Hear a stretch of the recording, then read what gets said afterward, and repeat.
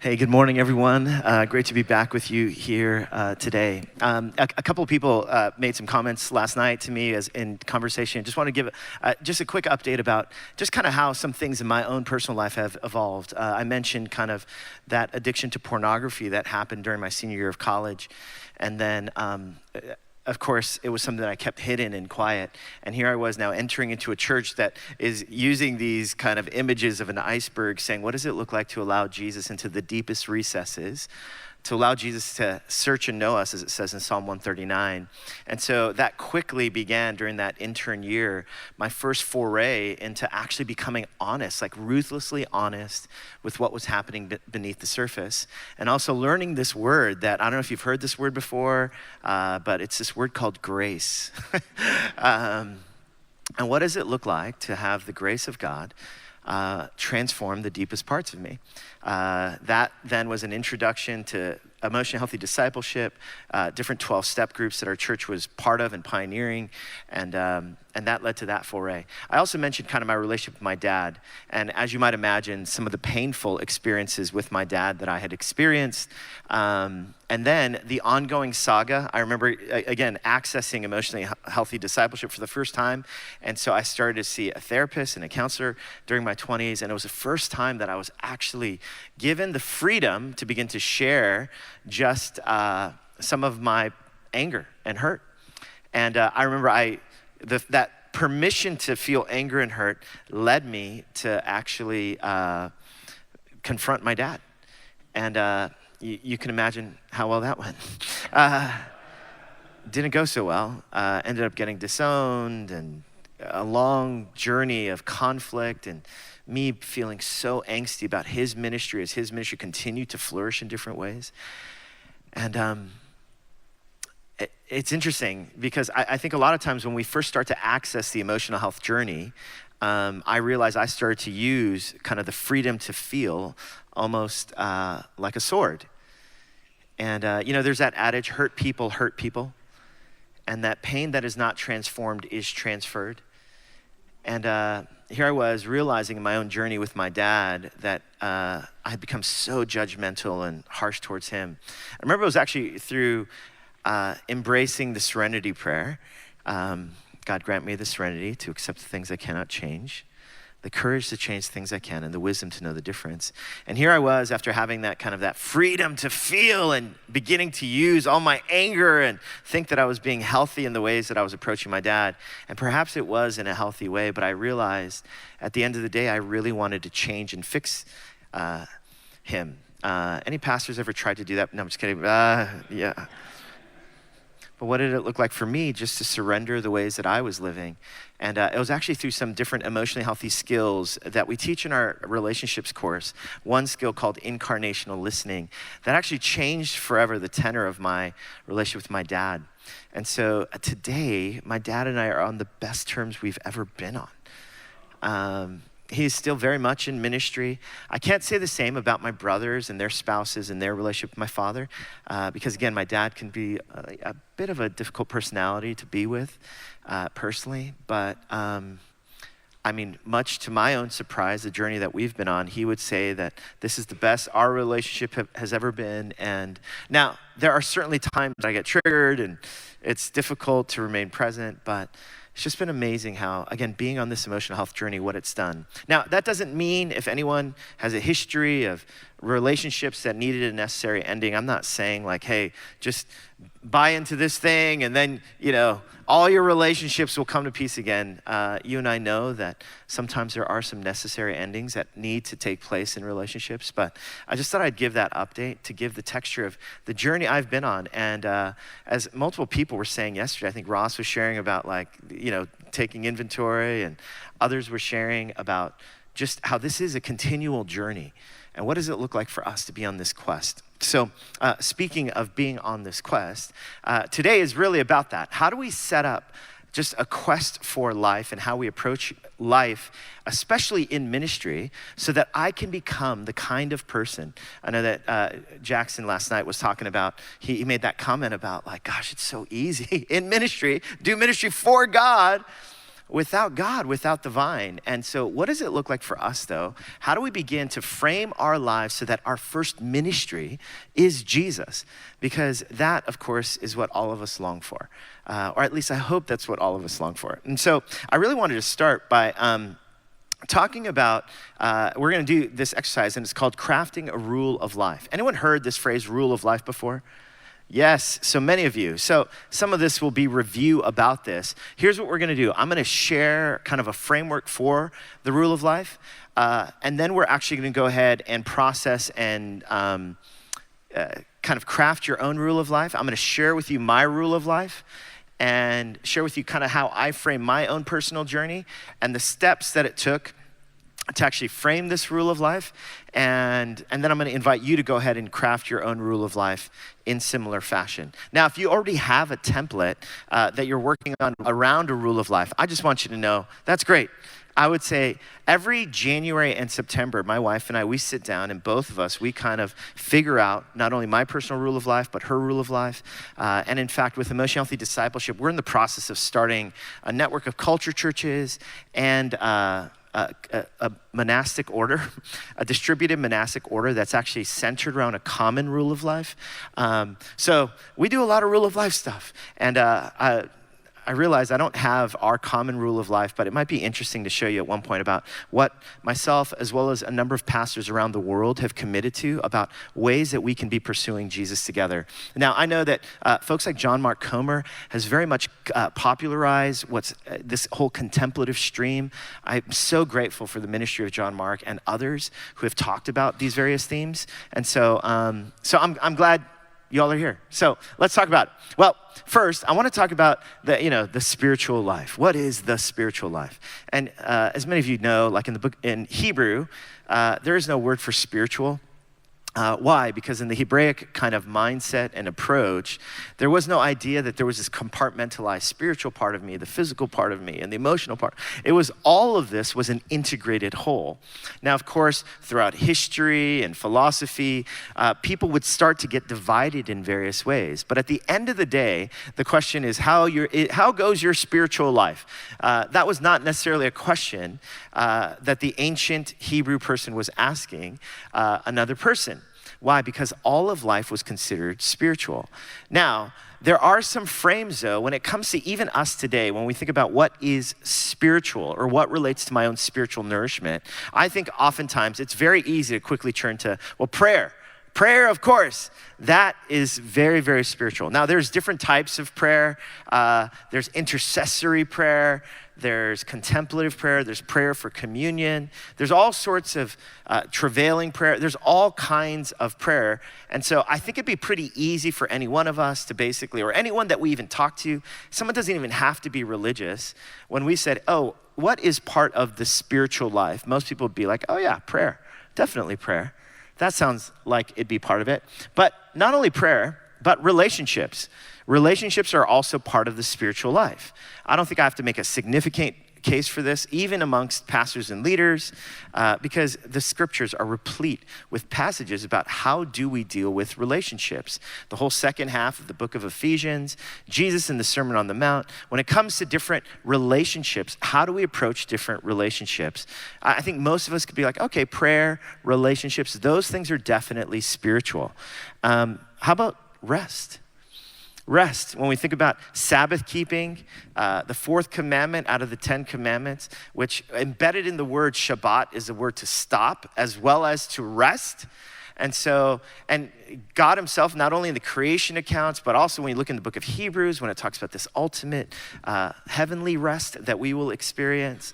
Now, you can kind of start to see how, what if I told you like your naps, your sleeping, that's also spiritual? Amen. Right? Again, you could make this case scripturally for how all these things are spiritual. And of course, this wouldn't be a surprise, but even lastly, when it comes to not only prayer, rest, relationships, but also work. when it comes to the work that we do, I mean, it's interesting how people that are filled with the Spirit, whether in the Old Testament scriptures or in the book of Acts, when the widows need to be fed, they need a Spirit-filled operations person. Thank God for you operations people. Any administrators or executives in the house, I mean, thank God for Spirit-filled operations people, right? But the task of work itself, right, being filled with the Spirit as a craftsman or as a tradesperson, the book of Revelation talks about kind of the cultural goods being brought into the heavenly city, like all these different elements. Now, in each of these different areas, prayer, rest, relationships, and work, of course, it's easiest to simply think of our spiritual life as, oh, that just means our prayer life. So if I were to ask you this question, how are you doing spiritually? Most of us immediately think about how much have I prayed or how much have I read the scriptures? But what if the question of how goes your spiritual life is not necessarily just about your prayer life, but about all of these different areas? Now, here's what the Apostle Paul writes in the Message version, Romans chapter 12. It says, take your everyday, ordinary life, your sleeping, your eating, your going to work and walking around life, and place it before God as an offering. Embracing what God does for you is the best thing you can do for him. I love this translation by Eugene Peterson, right? Like you're sleeping, eating, going to work, and walking around life. In other words, all of your life is considered spiritual. And what does it look like for your entire life? Every single part of it. Not only your time here at these conferences, but in the way that you relate to your spouse or your children or to your staff or to your friends or your community, to your in-laws, to your parents, to your kids, to your grandkids. Like, take all of life and all of that. What if we were incredibly intentional about taking all of that and making it about God? I mentioned last night that when we talk about emotional healthy discipleship, we're talking about the integration of both emotional health, a discipleship that goes beneath the surface, as well as contemplative spirituality, a slow down spirituality. Since COVID, here's one of the things that I've noticed, and you've probably noticed this too. The language of emotional and mental health is everywhere, not only in Christian settings, it's also in secular settings. So I don't know if you know this, but Gen Z, probably these younger generations, are some of the most fluent at articulating what they're feeling.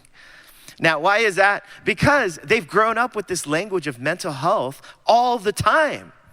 Now, but there's a difference though, right? Because I could be someone who's incredibly fluent with mental health expressions, needing to take mental health days, thinking about kind of cultivating this below the surface kind of mantra. And I could do that from a non kind of Christian setting, but see the integration of emotional health and a slow down contemplative spirituality. What we're talking about is the difference is we are saying it's not only about becoming aware of what's happening beneath the surface in the iceberg of our lives, it's actually taking that and marrying it with a life of deep prayer.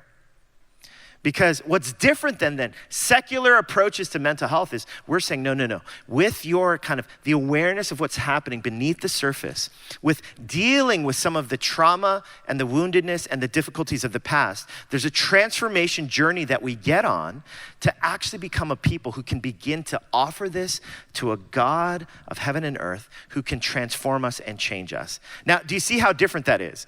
Because it's not only just kind of mental health stuff that we're talking about. We're talking about, cultivating it in a life of deep prayer before the transcendent God who is also near to us and revealed in the person of Jesus. Now, or I could become someone who's all about contemplative prayer though, right? I practice Sabbath keeping, slow down. I pray for hours on end, but at the end of the day, I have such a rich life of devotional prayer, slow down spirituality. But honestly, I often do that at the neglect of spending time with my son. Because honestly, what was modeled for me was an absent father and even an abusive one. And so it's very natural for me. My dad, I remember in my own experience as a kid,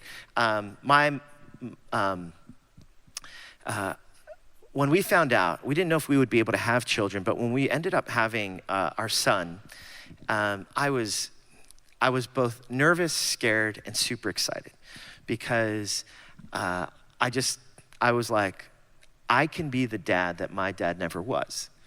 So I remember we had our son and was so excited to take him to ball games and to be like his main discipler and things like that, even though I had no idea what that meant. And then the craziest thing happened to me in the first kind of 2 years with my son is that he liked my wife way more than me. And it's like no matter what I did, like I tried everything at my disposal to get him to like me more. Tried offering him sweets earlier than my wife was comfortable with. Like I did everything to try to be his favorite. So I remember like when he was about 2 years old and kind of coming to consciousness and stuff, like as I'm like, I remember one time I was like, David, come to Appa. And I'm like, come to Appa. And David's like, he's like, no. I'm like, David, please come to Appa. He says, no, I want Amma. And I remember looking at him and being like, fine. And then I stormed away and then I went to my office and I worked on my sermon. And I remember my wife comes, she said, hey, what's going on? Why aren't you with David, like playing with him right now? I'm like, it's because I'm working on my sermon, real spiritual stuff so that I could speak the word of God to people who respect me, like, and here I was, and, like spiritualizing this whole thing. And she's like, what if what God was inviting you to wasn't to spend more time on your sermon, but learning how to love and be present with your son?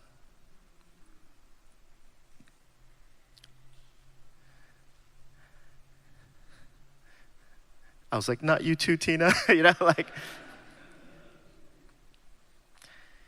And I realized, again, I was perpetuating the same kind of story that my dad had, which was basically, again, remember that dichotomy that I was telling you about? God, church, kids, then spouse. Like I was basically starting to rank what's more important. Yeah, what's more important? It's preaching the word of God and a life of prayer. Well, that should never be divorced from learning how to be present with my son. And I realized very early on, oh my goodness, I'm on a trajectory. If I start reacting to my son's like rejection of me, and he's only 2, by the way.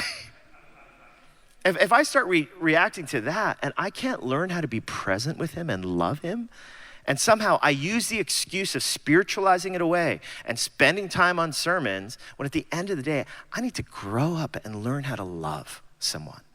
See, all of that is spiritual. And the integration then, this is why contemplative spirituality needs emotional health, because it's not only this prioritization of a life of prayer and contemplation, it's also learning how does that flesh itself out in real life relationships. Even in monasteries, what's been interesting is the texture of how these monasteries need a lot of like conflict resolution, helpful seminars. It doesn't matter how much someone is praying. It really is the integration of all of it. That's why the great commandment is love the Lord your God with everything and to love your neighbor as yourself. All of it is integrated as a great commandment, not the great commandments. It's both of these. Now, with that said, everything, so every part of life, and that's really what a rule of life is for. Now, the word rule, just again, some quick background for those of you who this might be unfamiliar to you. The word rule actually comes from the Greek word for trellis. A trellis is a tool that enables a grapevine to get off the ground and grow upward, becoming more fruitful and productive. In the same way, a rule of life is a trellis. In other words, it's a framework. It's how I'm going to orient my life so that it helps us abide in Christ and become more fruitful spiritually. Here's a picture of a trellis that you can see.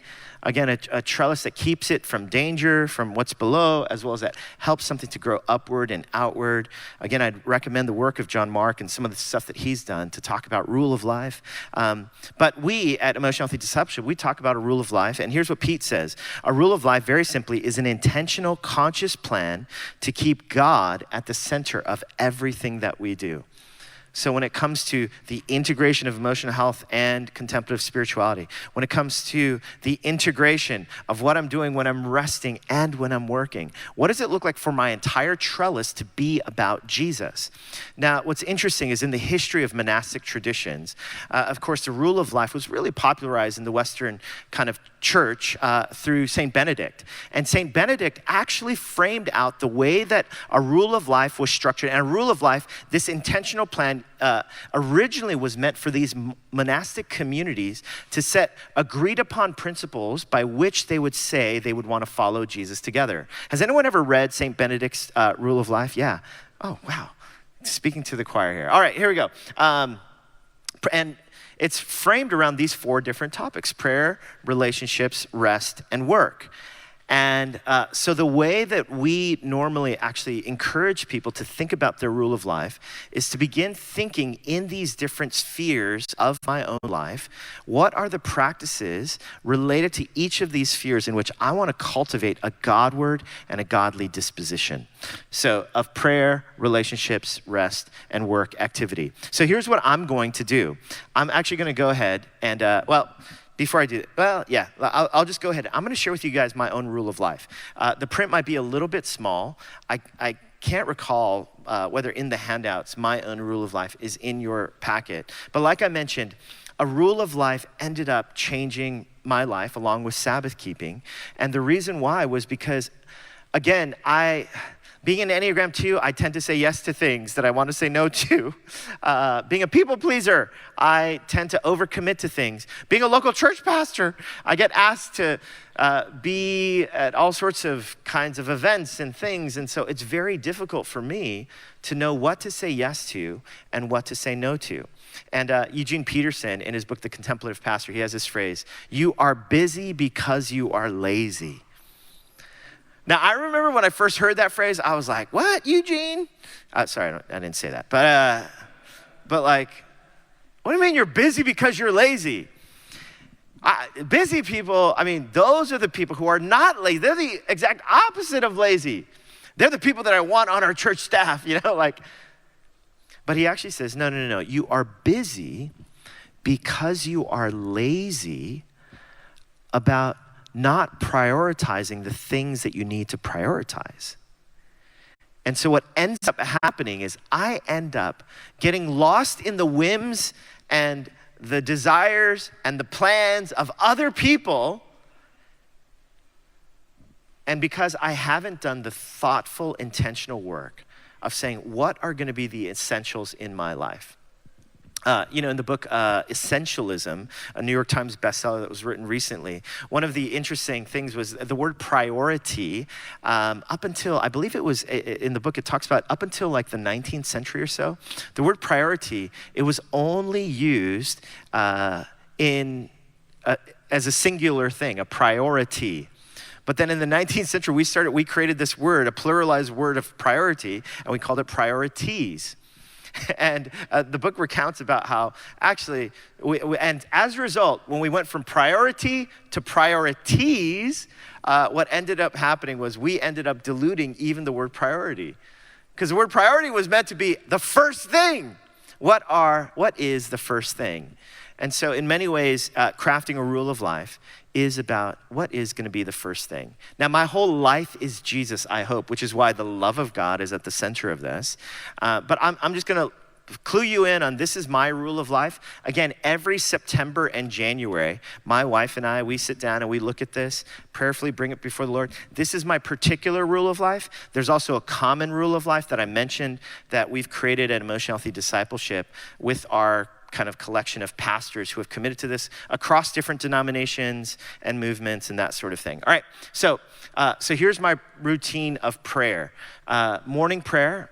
My morning prayer is often marked by the 19th annotation of the Ignatian exercises, which is basically an invitation towards discernment, prayer, contemplative prayer. So I try to spend about 1 hour in morning prayer, and it's a mixture of silence, lectio divina, which is just meditating on a scripture, as well as journaling and recounting kind of what's happening in my life. So My midday prayer is usually a time of silence, and then I usually journal out gratitude, grief, and grace. Actually, as I finished up my morning prayer this morning, I was kind of entering today. I'm like, this is going to be tricky of like how I'm going to do my morning prayer today, because we have 9 o'clock and then we go all the way, then we'll have lunch.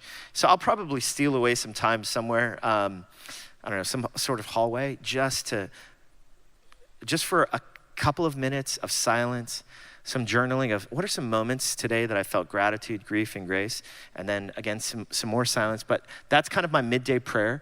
And then my evening prayer is usually a prayer of examine, a prayer of kind of consolations and desolations. Where did I sense life from God? And so even last night, as I was reflecting on the day and even my time with you all last night, I was thinking, I should probably just share the story of my own recovery journey. And I should probably share the story of like a question that often comes up is a question around my dad and healing and what do we do with these conflicted relationships. So anyhow, but that's my evening prayer. I keep a 24-hour Sabbath, and it's a time to stop, rest, delight, and contemplate. Those are the markers of a biblical Sabbath. And so our Sabbath is on Friday night to Saturday night. And 6 p.m. devotional reading. I probably read about, everything I'm sharing with you all is aspirational, okay? So I want you to know that. It's not like, I just want you to know that. I should have, yes, just let you know that. So remember, progress, not perfection. But again, if we're not intentional, hey, why not I write down what I aspirationally want to do every day and every week and that sort of thing.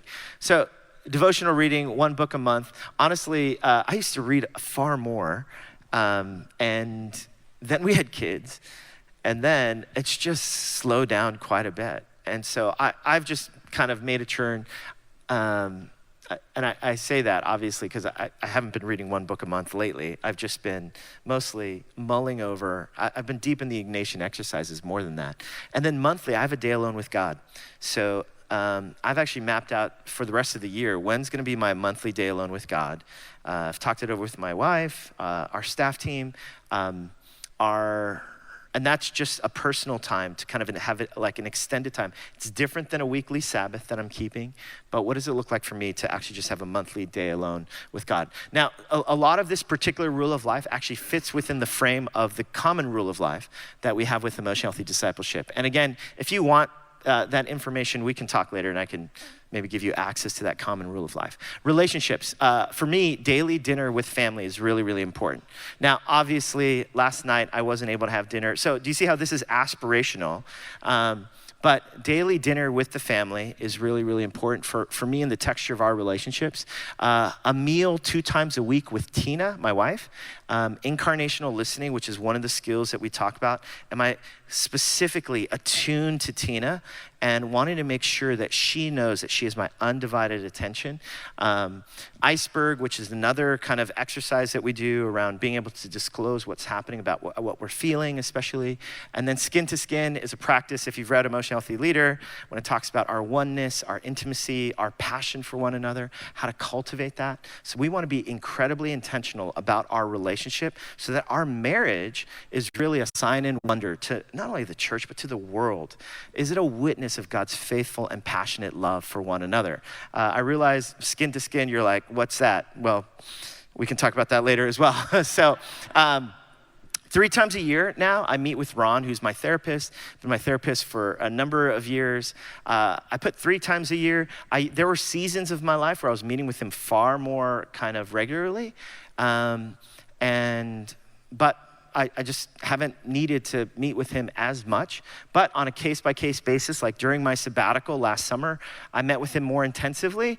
And it's nice that we've been together for quite a long time. And he's actually retired now, but he still is willing to meet with me, thankfully, and do some work with some of our pastors with emotional healthy discipleship. But it's been just a tremendous gift. I knew last summer during my sabbatical, I needed some intentional time just to wrestle through some of the defensiveness that I was experiencing in my marriage, as well as on our staff team and some of the pressures that I was feeling as a pastor. So just investigating some of that iceberg stuff, that shadow stuff. On work days, at least 3 hours of time with David, Avery, and Tina. Now, Do I spend 3 hours a day? No, not really. But do I have it blocked out in my schedule so that I'm available to them?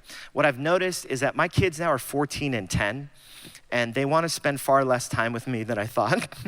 And so I'm having to deal with my son, my 14-year-old teenager's rejection of me yet again.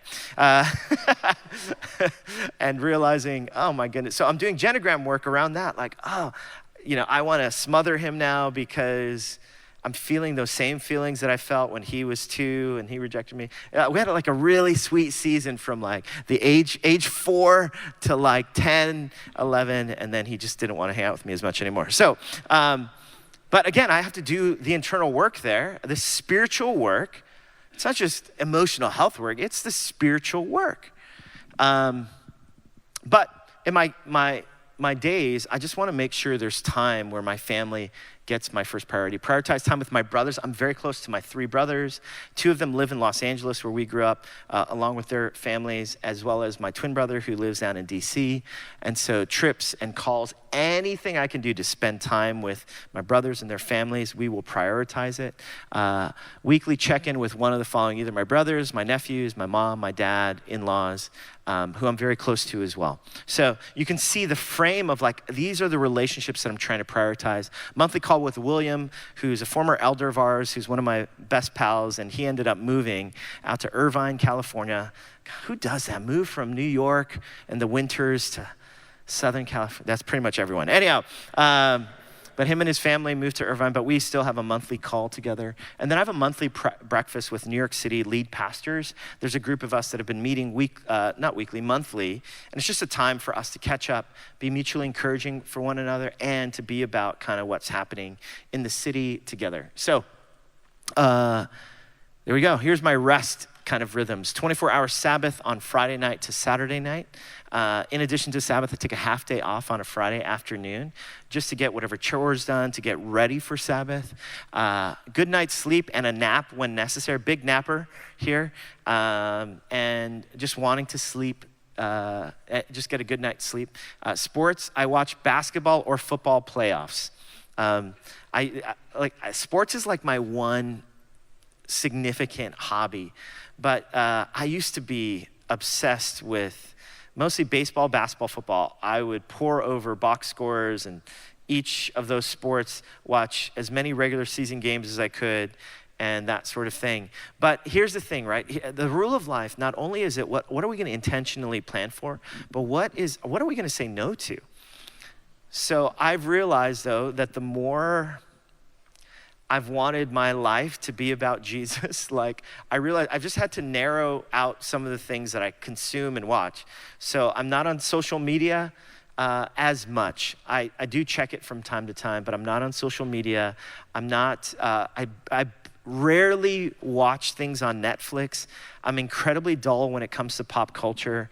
Now, our church is full of 20-somethings, everyone, right in the heart of Manhattan. So, I'll drop in a reference here or there because I'll ask my son. But for the most part, I've just had to be. So I remember actually, because Pete Scazzaro was the one that first challenged me. He said, hey, Drew, it'd be really great for you to do the 19th annotation of the Ignatian exercises. So I met with the spiritual director who was going to guide me through it. And in my meeting with her, she talked about you're going to have to at least an hour to give some time and contemplation to this. And as I was looking at my schedule of the day, I was like, that means I have to wake up even earlier. And the first thing that comes to my mind when she said that, I was like, oh, no, I don't have time for that.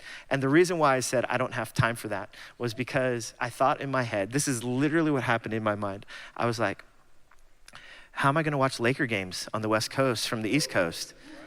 That was literally what came to mind for me.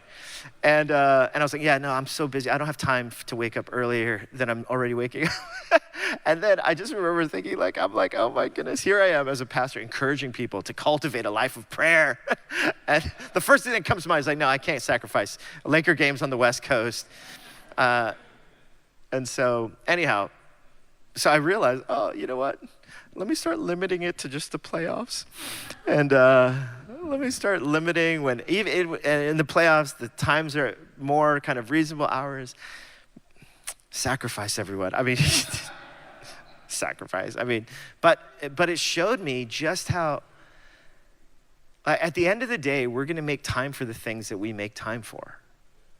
I remember I was leading a Bible study at our church, and a friend called me and was like, hey, I'm coming to town, and I was wondering, are you free on Tuesday night when I'm in town? I'm like, no, sorry, man, I'm leading a Bible study at our church, and I'm the instructor, And then he says to me, he goes, oh, okay. I said, wow, what's going on? He goes, oh, I had fourth row tickets to the Knicks versus the Lakers. And I said to him, actually, I'm free. Let me just...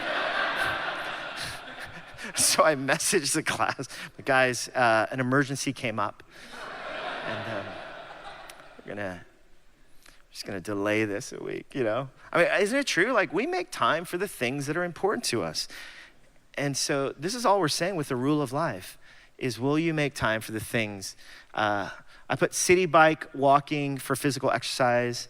Thankfully, living in a city of walking culture and riding bikes around, that's generally kind of my form of exercise and way of getting around the city. I take 6 weeks off a year, 4 weeks of vacation, and 2 weeks of study a year. And then I have a 3-month sabbatical every 3 years, which when we first started the church, that was the sabbatical package that we had talked about with them. Now, I recognize some of you are like, what kind of sabbatical, like, how can we get our church to do that? Listen, listen, more than just this being like a badge of like honor and courage and like, oh my goodness, Drew is so healthy. I just want you to know, this 3-month every 3 years, it's because of how prone to unhealth I am. Remember I told you about just the tidal wave of pressure as well as the engine that lives within me. It was interesting. I was talking to someone last night, and they were remarking like, like oftentimes there's these talk about like kind of this therapeutic kind of slowing down and that sort of thing. Well, listen, I'm all for mission as well. Like in the book of Philippians, when he talks about the progress and the joy of the gospel, it's both mission and morale. The struggle is that our charism, our background, which I love, the Protestant movement, is so much about mission that oftentimes we've missed out on morale, on what does it look like to actually build healthy cultures. But the reality is oftentimes, right, we pit like therapists and spiritual directors in this box versus like, oh, those mission crazy, grow, strategy, CEO type leaders in this box. Well, listen, I'm telling you, the church is full of both. And I want you to know that me as a pastor in Manhattan, like in the first 10 years of our church, we planted 14 new churches. So listen, that's how emotionally unhealthy, no, I'm just kidding. But listen, I'm all for mission. But we want to do it in a healthy way. Then we started an urban church planning network. I'm currently leading a church with 3 locations in Manhattan, leading capital campaign. The real struggle is how do I do both together? And what we're saying is, hey, you don't have to leave your vocation of mission and metrics to actually live this kind of life. What we're saying is the starting point for that kind of missional life needs to be this abiding in the vine. And so, listen, I'm all for mission. I am, believe me, but I need as much rhythms in my life to be in this so that I could be joyfully serving, not only for the next 2 years or 3 years, but for hopefully for generations. I hope, God, for as long as I'm here, that I would be someone who is laser focused on mission, but is doing so out of a place of fullness and joy. Yeah, and a lot of people, when it comes to sabbaticals, this is kind of how we think. We end up running ourselves ragged, and then we think, oh my goodness, I need a sabbatical. Most people, in fact, when I talk to them, they'll say, like, whenever I tell other pastors, oh, I'm on sabbatical, they're like, oh, so what are you gonna do next? In other words, they think that I'm either resigning or transitioning or something like that. And I realize even within congregations, they have this suspicion that somehow sabbaticals are like, that's code for like, you're burnt out and you're leaving. And I'm like, no, like this is part of my regular rhythm. Like this is so that I could be joyfully serving you. And it's so funny because most of us, whenever we're on the cusp, remember I talked about crisis or a quest. When we're on the cusp of like feeling burnt out or overworked, this is what we think, if I just get a sabbatical, then things will be sustainable in my life. Or if I just can go on vacation, then things will be better. Well, what if I told you, here, listen, the key to a sustainable life, most of us think, a key to sustainable is a sabbatical, I just get that sabbatical. If I just get that magic bullet. But here, the key to a sustainable life is a sustainable life. There it is. It's framing your life. In other words, crafting a rule of life so that the center of your heart, your life, your relationships is a blazing furnace towards God. Now, do we go through different dark nights? Absolutely. But hopefully, is there a frame, a way that I've oriented my life so that hopefully Jesus remains at the center? Okay, work activity. My key role is to mentor and disciple key staff and leaders. Most people get surprised when they come to our staff meetings and they're just like, wow, Drew, I spend very little time on our Sunday gatherings, in evaluating meetings around our Sunday gatherings and, putting on the event of the Sunday. My main frame is my direct reports, which are 4 of them, 3 of our location pastors and our executive director. I'm intentionally involved in their life of prayer, oneness with Jesus, as well as in their marriages, because all of them are married. And if someone was single, I'd be intentionally involved in kind of them cultivating a life kind of healthy singleness and community. And so mentoring, disciple, key staff and leaders. Now, here's also another frame. This is just a tidbit. I said a 3-month sabbatical every 3 years. So guess what? I went on sabbatical last year. So guess what? Guess when my next sabbatical is gonna be? It's in another couple of years. So guess what this does? Every 3 years, there's a time clock in my mind. I went on sabbatical. And then my next sabbatical, I actually am thinking, how am I gonna go on sabbatical in 3 years? So how am I gonna set things up in 3 years so that I can become expendable and irrelevant? In other words, it's like every 3 years I'm preparing for my death. Sorry, yeah, that was pretty morbid there. And you're probably wondering, you're like, wait, aren't sabbaticals supposed to be life-giving? If you've ever been on a sabbatical, you know the first couple weeks are hell. Sorry, and they're hard because why? Because I realize my ego gets so inextricably linked to our church and its performance.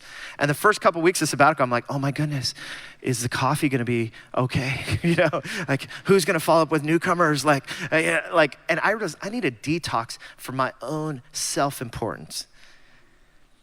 But here's what happens though, every 3 years, because I'm getting ready for sabbatical, I'm intentionally thinking who's gonna take over so that hopefully whatever I've kind of given myself to, I can walk away in 3 years and things will be okay. Now, do you see how it's actually become a mission strategy? Because now I'm laser focused, not necessarily on building a crowd, but building into leaders. Anyhow, so that's number 1, mentor, disciple, monthly elder dinner, prayer, and meeting. So how am I gonna be, again, accentuating this idea of development, especially of leaders and investing into our elders? EHD at Hope, so we have an emotionally healthy, our discipleship pathway, our main discipleship course is emotionally healthy spirituality in the spring, and then emotionally healthy relationships in the fall. So actually tonight, which is why I can't be with you after this afternoon, is because I have to prep for our last discipleship course where I'm leading a small group of folks through, it's been 8 weeks of intensive kind of discipleship over this group of folks, of potential elders and leaders within our church community. And then I'll do the same in the fall. And I do it, and then we have our leaders pre-meeting, and the leaders are the pastors that I'm also discipling. So discipleship is what I'm giving my life. That's my main role as a pastor in our community. So emotional healthy discipleship at Hope, and then we have the School of Emotional Healthy Leadership, which I mentioned to you all last night. I'm the primary teacher of that school, primary leader, that we have a number of different pastors in various cohorts, that we lead it online. That's why I can't be with you all tomorrow. But I'm laser focused then on those kinds of environments. Hope Church NYC, Emotional Healthy Discipleship. I have one writing and thinking day a week, one time a month, just a sit down planning meeting with Tina. I limit external travel, so 15 days, it's not 15 nights, but 15 days in which I don't have a touch point with my family per year. So that's another reason why I'm not staying with you throughout. Sorry, I love you all, but not as much as I want to prioritize some of the things. If I get invited to various things, they'll be surprised at how quickly I'll say no. And they're like, aren't you going to pray about it? And I'm like, I did pray about it when I created my rule of life and created different kind of rhythms around my life, and then give generously financially. So what does this look like? Now, again, a lot of this is aspirational. This is just a frame of like how I think about my weeks and how I've just thought about time, energy, allocation, and that sort of thing. Again, this is all aspirational. Here I am on what day is today? Is it Tuesday? On a Tuesday. And so, obviously it's usually my write and study day in the morning. And then in the afternoon, I've had usually I'll have a one-on-one with Pete or something in the afternoons. But so again, I'm not saying this, friends, because I am some sort of spiritual all-star. This has been so much like, I desperately want to be flourishing for years and raising up sons and daughters of faith for years. And I want to be able to say to people, follow me as I follow Jesus.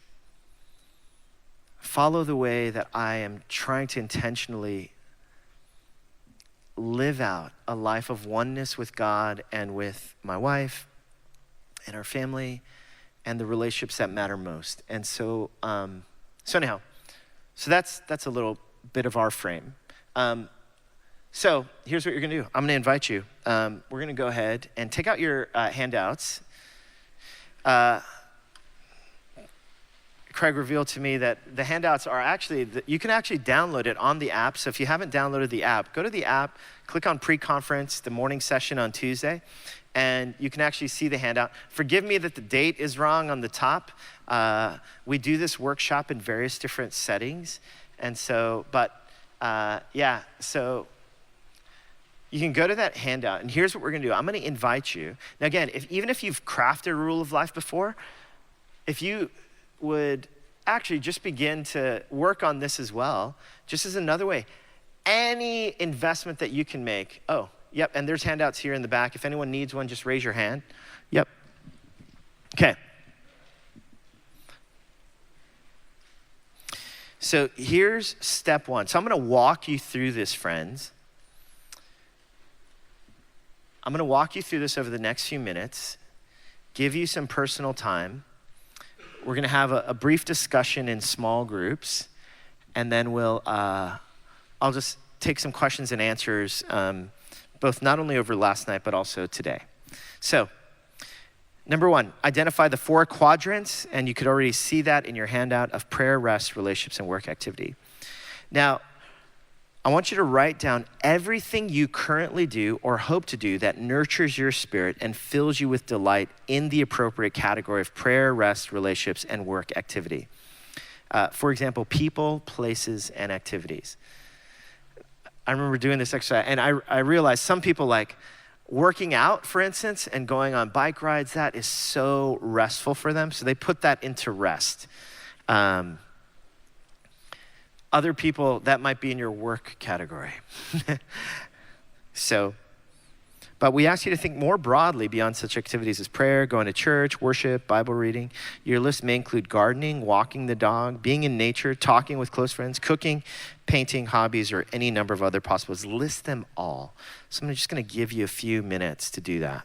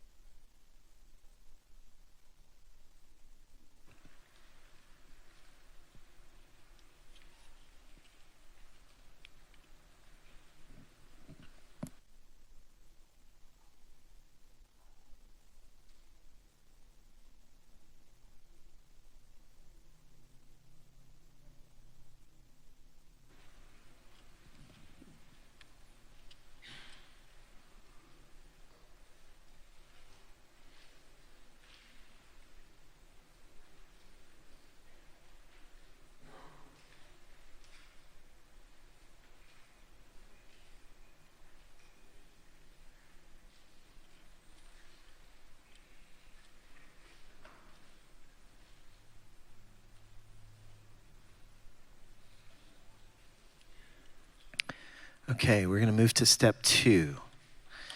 Maybe off on the side, write down the activities you need to avoid, limit, or eliminate that pull you away from remaining anchored in Christ.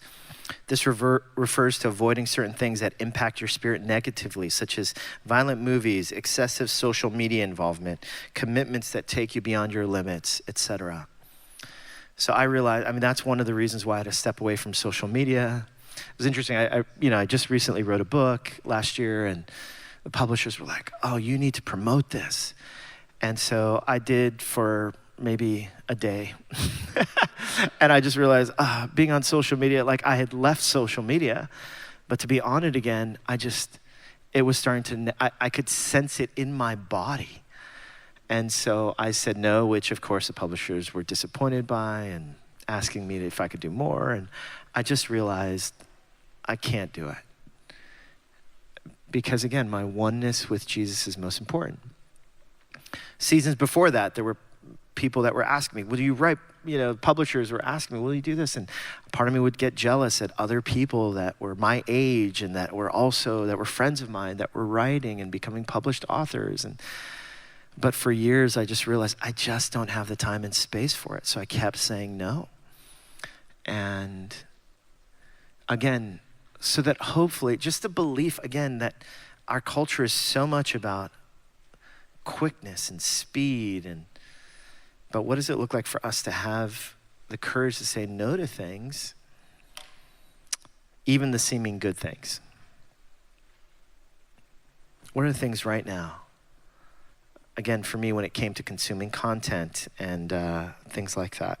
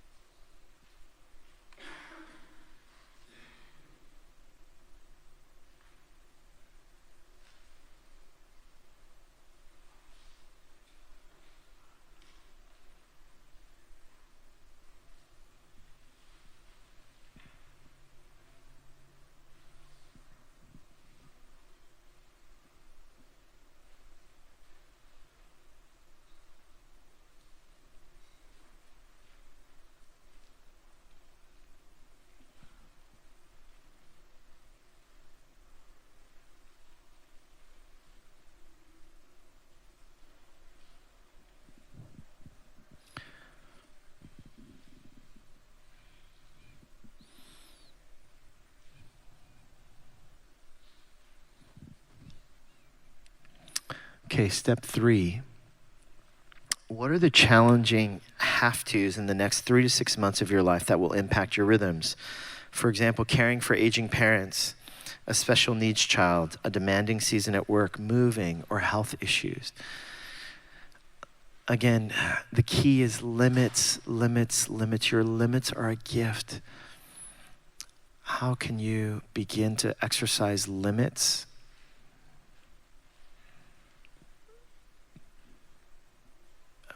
Of what to say yes to and what to say no to.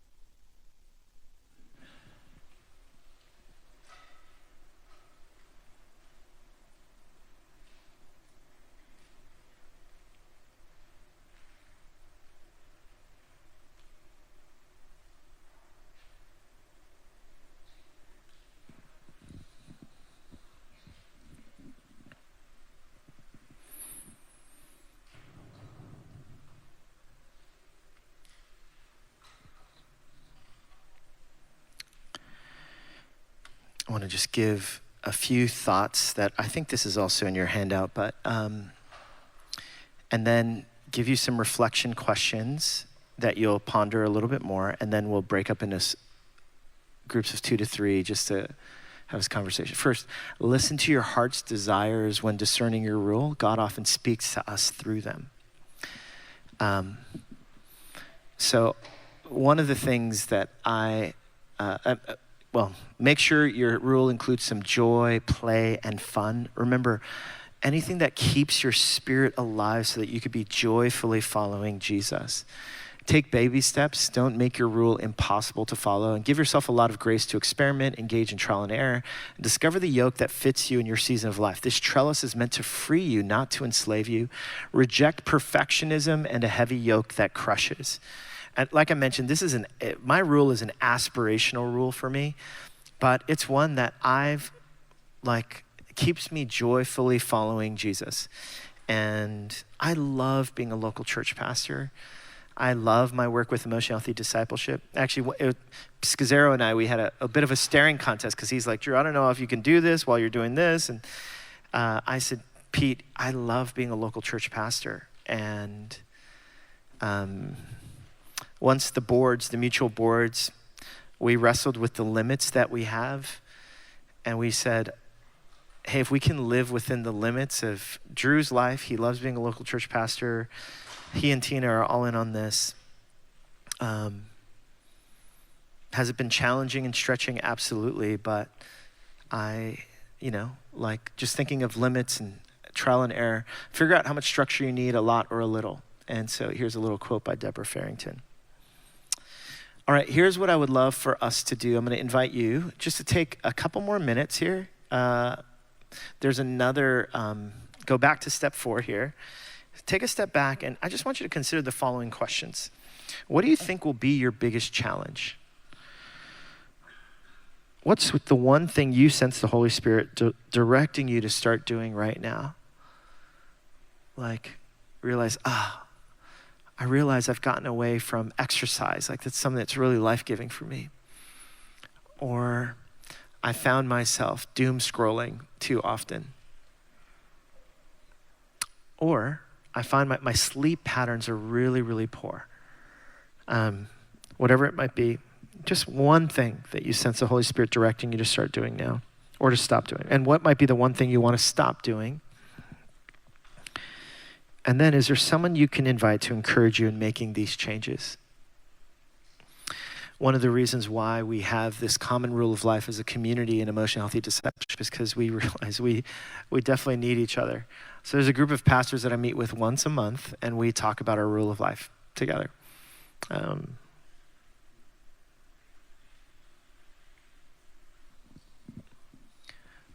just going to give you a brief moment.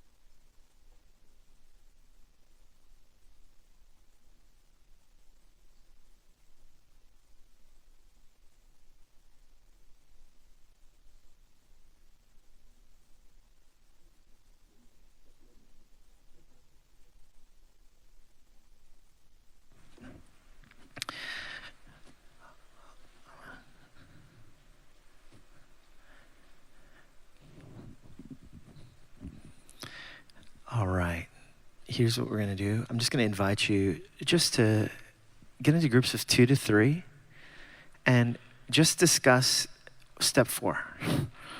What do you think will be your biggest challenge? What's one thing you sense the Holy Spirit directing you to start doing? What's one thing that you want to stop doing? Is there someone you can invite? All right, so we're going to take about 15 minutes or so just to have this conversation.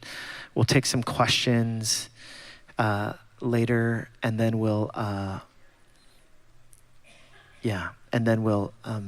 I'll give some concluding thoughts. All right, so but give you about 15 minutes, everyone.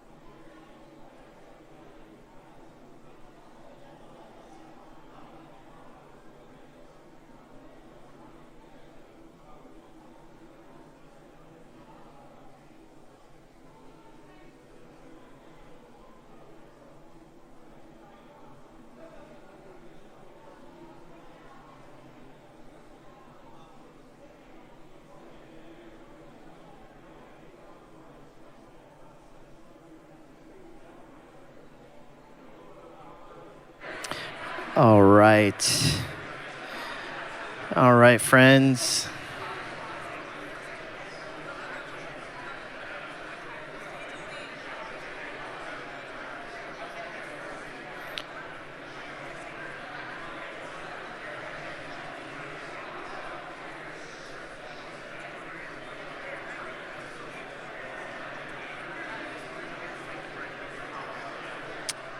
All right.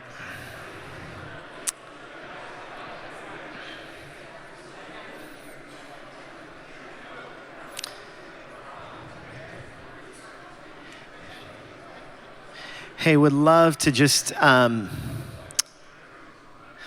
time of any questions or comments, even as you were wrestling through all this. We'll just have a kind of brief check-in as a large group here before we land the plane.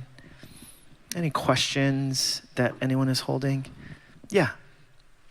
Yeah, if you have dinner with your elders under work and is that relationship? I mean, how do you sometimes separate those? They seem to kind of be in both categories. And it's very difficult. And Pete actually in the book, Emotionally Healthy Leader, he discusses dual relationships. And so, you know how I said that William is one of my best friends, but he used to be an elder on our staff? He's become more of a friend after he left our elder board. And it's incredibly difficult with dual relationships to maintain healthy dual relationships. And those of you who have ever left kind of a ministry setting, you've probably realized that. Or has this ever happened where someone who you considered one of your close friends joined staff and all of a sudden the dynamics changed? And it can be incredibly painful. And that's where it takes a lot of work, like a lot of intentionality and work. So for my wife and I, right now, I'm trying to be crystal clear that our church community, for me, falls into the work category. Now, on our Sabbath, though, you know how I talked about people, places, and practices? On our Sabbath, so I'm not engaging with anyone from our church on our Sabbath unless my wife and I, we mutually agree that will this feel life-giving, or will this feel restful, or will this feel like work? And even just asking that question, I'm sure if I were to ask anyone here as pastor or ministry, if I were to say hey, would that dinner feel like work to you? Almost immediately, I think there's an impulse of yes or no. So for me, that's where investing, that elder dinner is part of our elder meeting. So we have an elder dinner. At our elder dinner, we talk about we have an elder rule of life. That's the expectation for all of our elders to be living according to this rule. And so usually our elder dinner, we used to have 2 elder meetings a month, and it ended up just being too much. So we just started conflating it to one elder. We have a dinner, and then we have a time of just kind of personal catch up. And then we have a time to talk about our elder rule of life and how we're living that out. And then we talk about different matters at the church. So I hope that's helpful. But yeah, the dual relationships are really challenging. So some people might have it in different places. Like some of you, I realized I had in-laws in my relationships category. Some of you might put that into work. You're like, that's, or caring for aging parents. I think Scott, we were having a conversation earlier about what do you do? He was talking about how when he's traveling and, sorry if it's okay to share that. Yeah, it's okay to share that. He was talking about how do you, we were talking about how it's so easy to get out of rhythm when I'm traveling and stuff.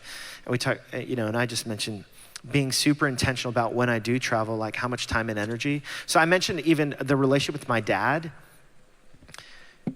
It's probably in work too, but with my dad, my brother and my sister-in-law, they ended up, they felt pressure to stay with my parents when they visited Korea, and it went awful. And I was telling them, whenever we visit my parents in Korea, we'll pay for a hotel even, and I'll just spend an hour there with my parents. Even though they want to spend more time with us, I just know, because how am I going to keep showing up as the best son that I can? And And that took a lot of intentionality just to think like, gosh, I can't stay with my parents because I know there's a certain time beyond that I will devolve into a worse version of myself. And so, but I think the thoughtfulness and the intention around even the relationships on staff with elders, especially for clergy and stuff, but dual relationships in our experience is one of the biggest issues amongst churches, staff teams, contributes to a lot of church splits, church hurt, all sorts of things like that. And that's why I have it in the work kind of scenario. Yeah. I noticed you didn't have a lot of time for sermon prep, so either you're just a really fast worker, which is great, or I'm just curious, how many times do you preach in a year as a part of kind of who you are? Yeah, did you say I have a lot of time for sermon? I did not see a lot of time. Yeah, and I do preach a lot. Usually I try to keep it around 35 to 40 times a year. My sermon process is a lot different than most. So the different church planters that we've raised up, because like, as I mentioned, we were starting new churches. Different people had different rhythms when it came to sermon prep. Some people needed a lot more time and extended time. And my recommendation was, depending on your personhood and who you are and how much time you need for thoughtful preparation, I would do my best to frame around that and hopefully begin to build a volunteer team or people around you that could, or staff members that can kind of staff around that. So I mentioned I don't give a whole lot of time to our Sundays. Like I'm not even sure, I don't know, like I'm rarely in Sunday meetings like about what we're doing on Sundays at Hope. And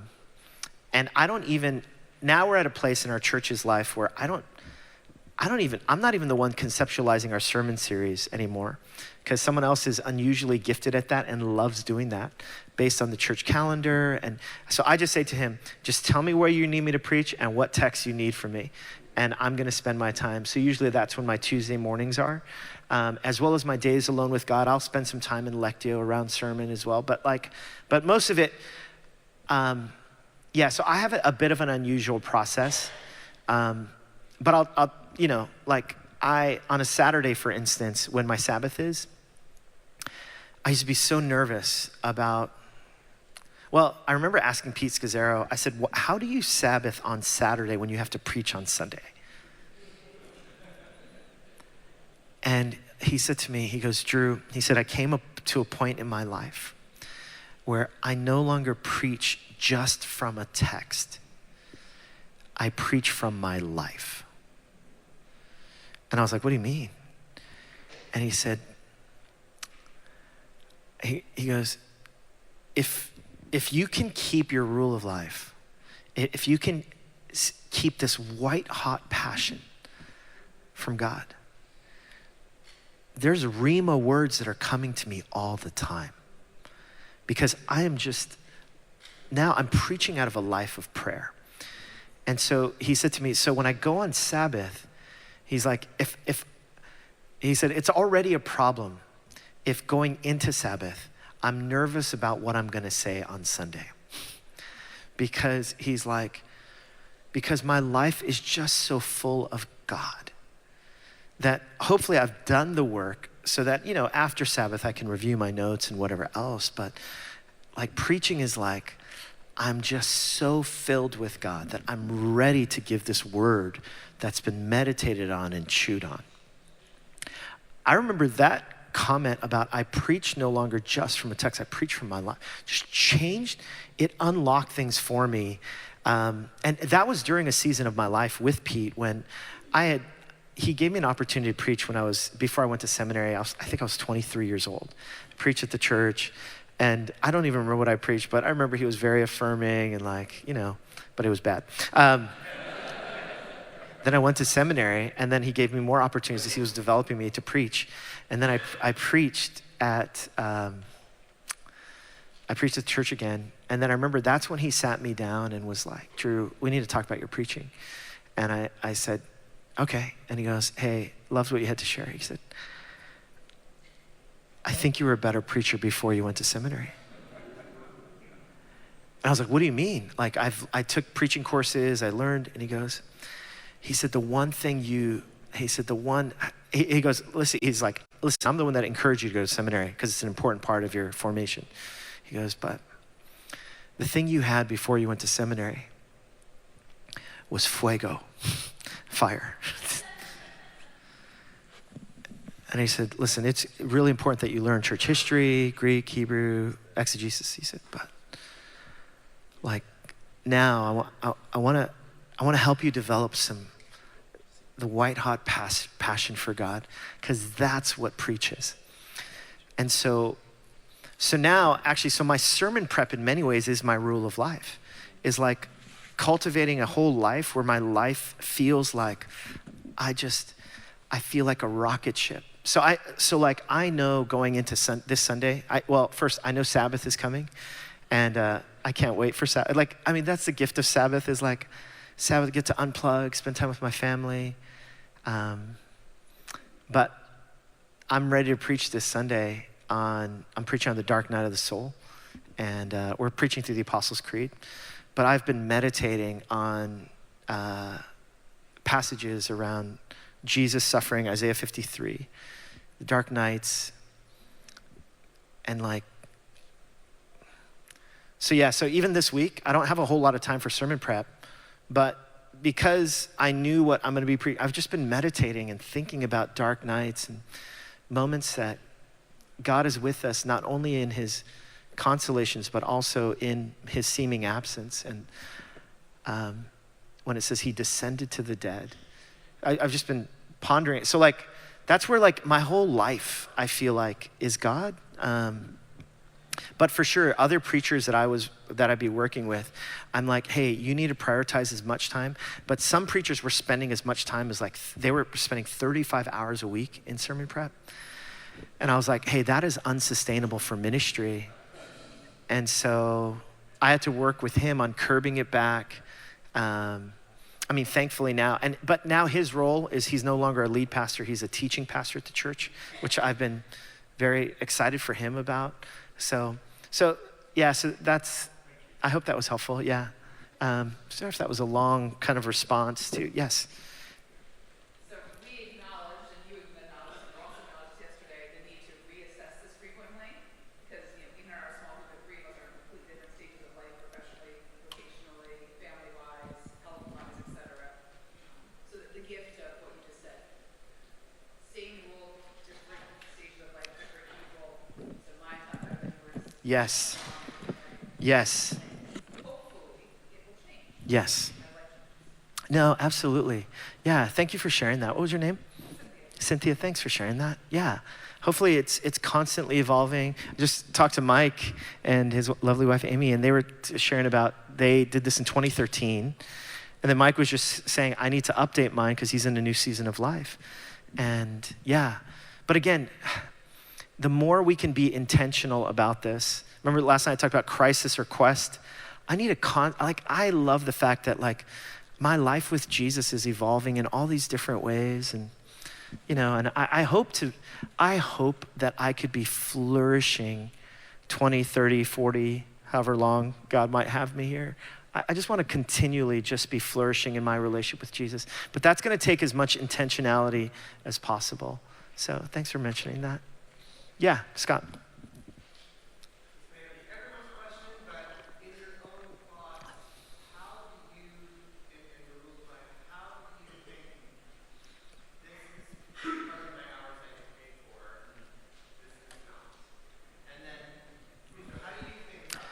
Yeah. Yeah. Well, and here's another way of so you asked the question, how do I think about what's part of my work hours and what's not? I realize different churches have different approaches to this. So in my experience, a lot of the evangelical churches tend to say, oh, no, you pray on your own time, just like any other volunteer and that sort of thing. Our church has a different frame. And I also recognize that my rule of life as the founding lead pastor, I have a disproportionate amount of power. So like other staff people, like they're like, well, Drew, you can do this, but what if we have to, but I've lived in both realities. I had to frame a rule of life when I was working around Pete's schedule. Actually, so one of the culture clashes right now is leading emotionally healthy discipleship right now, is like Pete and I like trying to figure out our schedules, and we're both having this staring contest around your rule of life versus my rule of life. And I'm like, I'm the president now. But so I recognize different churches have different approaches to this. Twice a year, our church staff, one of our staff meetings is fully devoted to our rule of life that we all share with one another, and we come to mutual agreements about when we're going to try to create Sabbath as well as margins within our yearly calendar as a staff team. And so we actually, our church, I'm like, no, we're paying you to pray. That's the first work. Now, I recognize and I want to respect other kind of approaches to this, but we're saying, no, we're paying you to pray because, no, you're not just like a Sunday service coordinator. Like, you're not just an administrative staff for, like, we're leading the people of God, a completely different kind of organization and organism. Now, are we going to be wrestling through dual relationships and other kind? Yes, absolutely. But here we are, we're called to lead and shepherd our congregation in becoming loving disciples of Jesus. We're altogether different. We're similar to different organizations, but we're different, and we're paying you to pray. So we have sabbaticals in place then for our, lead pastor, location pastors, full-time staff, and that sort of thing. But anyhow, I hope that's helpful. I realize there's a lot more details that perhaps some of you may want with that. Hey, thanks for coming. I mentioned the School of Leadership. If you want to go deeper around these issues, the school is a pretty deep dive. It's 8 weeks in the fall, 8 weeks in the spring to hopefully be about your formation. I tell people the reason why I'm engaged in the school is because like I said, friends, I recognize I have so many flaws. Jesus may live in my heart, but Grandpa lives in my bones, and I need as much help as I can get, everyone. Hey, it's been wonderful being with you. I'll see you at the main session.